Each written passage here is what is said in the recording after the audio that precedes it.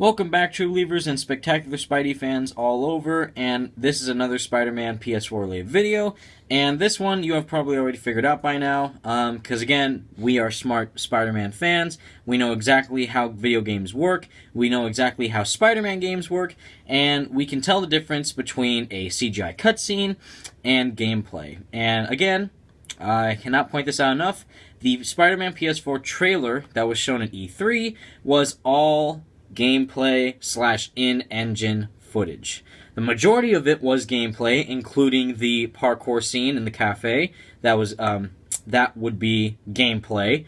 But stuff that was in-engine / real-time cinematics would have to be things that you are not controlling in that moment, and that is a scene that you are just watching be played out, and then once that scene ends, you are immediately put back in the game without load times or any interruptions in your playthrough of the game. And what I mean by that is the shots in the Spider-Man PS4 trailer, the E3 trailer, where we first see him on the wall, then we see him swinging around the crane, and then we see him diving or jumping through the debris, squinting his eyes. That is all in-engine, cutscene, real-time stuff.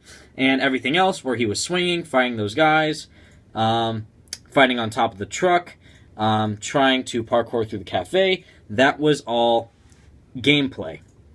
And if you do not know what in-engine / real-time stuff means for games, it means that it is in the moment, it is happening, it is the gameplay. So it is just another term for gameplay. It is another term to just show that the game footage is actually what it is. So, for example, if you were to see the CGI trailer for Batman Arkham Knight, that is a CGI trailer. If you were to see a gameplay demo be played for Batman Arkham Knight, that is in-engine / real-time.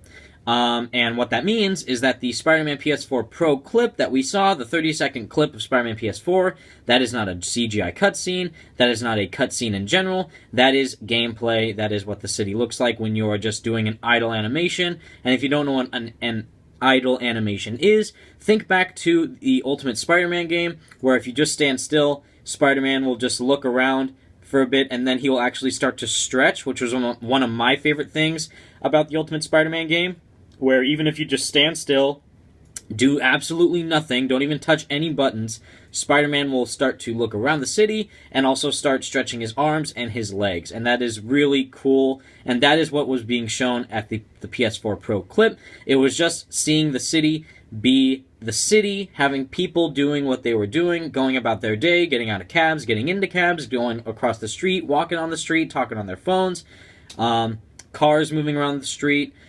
smokestacks going around, puffing smoke, the sewer grates kind of leaving smoke trails behind them, or coming out from the sewer grates, and then Spider-Man just on the flagpole, just looking across the city, being beautiful as always, looking badass, surveying surveying his city,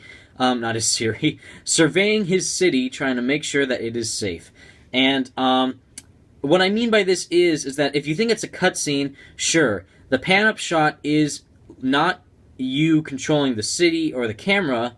It is the game just showing a cool shot, panning up to your character, and then once it pans up to the character, you just jump right into the action.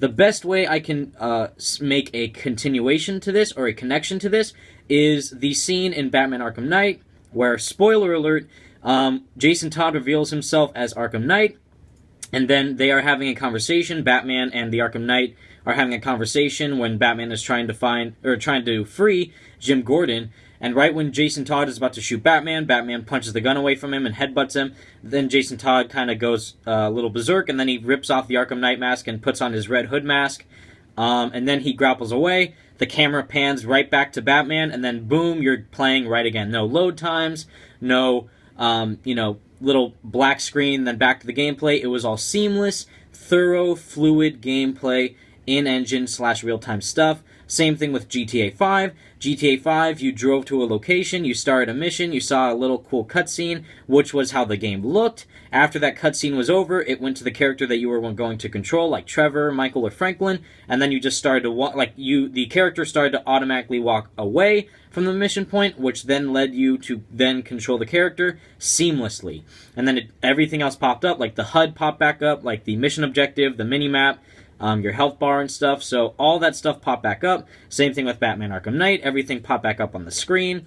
Your health bar, your boss battle meter for Jason, and then same thing with this. So it just showed a cool shot of the city. It panned up to Spider-Man, and once it shows those cool camera angles of his face and his suit, they are probably going to pan to the back of him, and then that's when we are going to jump off the flagpole manually, I'm assuming, or automatically, and then we're just going to be able to do whatever the heck we want. So that wasn't a CGI cutscene.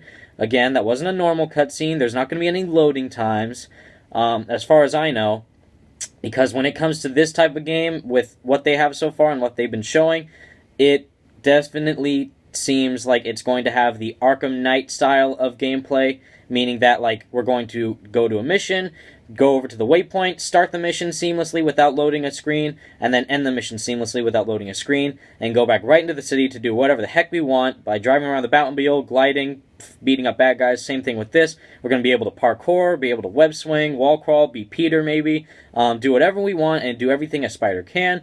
And that is all for this video. If you knew this already, I'm sorry to waste your time. I just wanted to thoroughly clarify exactly what they meant by in-engine / real-time stuff. I knew this already once I saw the gameplay. I just wanted to inform you guys in case you were confused about what it was that it was showing. And again, that was the footage running on the PS4 Pro. So that's what the game looks like in all around 4K. It's going to look just as good, though, on the PS4 Standard Edition. Not the Slim, just the standard, normal, rhombus-shaped PS4. Not the double McBurger Deluxe that everyone keeps calling the PS4 Pro. And just the first trailer for Spider-Man PS4 was running on the standard PS4. This new 30-second clip was running on the PS4 Pro. And to me, even though both clips / trailers look fantastic, to me they kind of look the same, which is not a bad thing at all. That's actually really good. It shows that the game looks beautiful. And it's going to run beautifully on both the standard and the Pro PlayStations, as well as the Slim, if you decide to get a Slim or a Pro. Me, personally, I love my standard PlayStation. It is the special limited edition Chrome / Silver Batman Arkham Knight themed PlayStation 4. Batman Arkham Knight was the very first next-generation game I ever played. That game is amazing. That console is amazing. I'm fine with the PS4 I have. The PS4 Pro looks cool. I don't really need a Slim, but if I do decide to really thoroughly want to invest in the 4K gaming system of the PS4 Pro, I might just be wanting to get it. But for right now, I'm totally fine with what I have. Let me know what all your thoughts are in the comments section down below, True Believers. Thank you all so much for watching, Webheads, and make sure to stay spectacular and keep your spidey senses tingling.